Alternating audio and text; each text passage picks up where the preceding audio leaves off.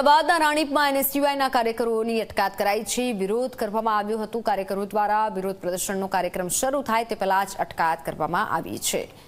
બલોલનગર 4 રસ્તા પર આ વિરોધનો કાર્યક્રમ રાખવામાં આવ્યો હતો। મોંઘવારી અને ગેસ સિલિન્ડરની અછતનું પ્રદર્શન હતું।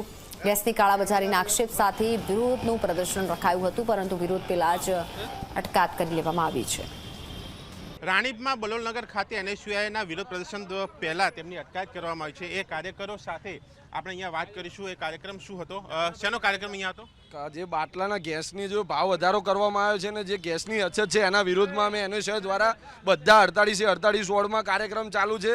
આ પોલીસવાળા પરમિશનની વાત કરો પણ કોઈ જગ્યા ખાલી રજૂઆત કરવાની હતી। અમારા પબ્લિકને દેખાડવાનું તો ભાઈ જ્યાં ગેસ વધારો વધ્યો એ ખોટો, ને સરકારને અમારી એક માંગ હતી કે ભાઈ આ ગેસ વધારો પાછો ખેંચવામાં આવે। કાર્યક્રમની મંજૂરી તો લેવાની હોય છે જાહેરમાં, જ્યારે કોઈ 48 વોર્ડમાં કીધેલું જ છે ને કોઈ જગ્યાએ અમે મંજૂરી જાણ કરીએ પોલીસ ખાતામાં જે અમારા 2 કાર્યકર્તા દ્વારા જાણ કરવામાં આવી છે। કાર્યક્રમની મંજૂરી લેવામાં આગામી કાર્યક્રમ આ જ વોર્ડમાં આ જ જગ્યાએ કરવામાં આવશે। આગામી કાર્યક્રમ આ જ વોર્ડમાં આ જગ્યાએ કરવામાં આવશે તેવું એનએસયુઆઈના એક કાર્યકરોનું કહેવું છે।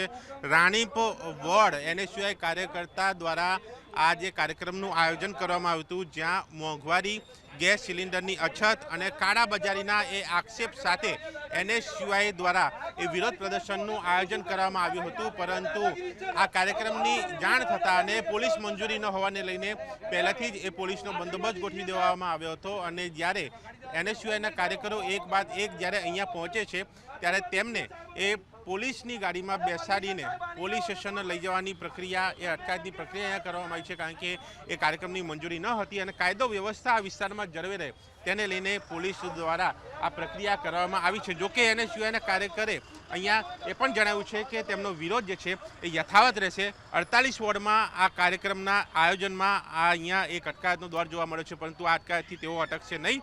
આગામી દિવસોમાં પણ આ જ જગ્યા ઉપર તેઓ ફરીથી કાર્યક્રમ કરશે તેવી પણ ચીમકી એનએસયુઆઈના કાર્યકરે ઉચ્ચારી છે। કેમેરામેન સૂર્યપ્રકાશ શર્મા સાથે દર્શન રાવલજી, મીડિયા, અમદાવાદ।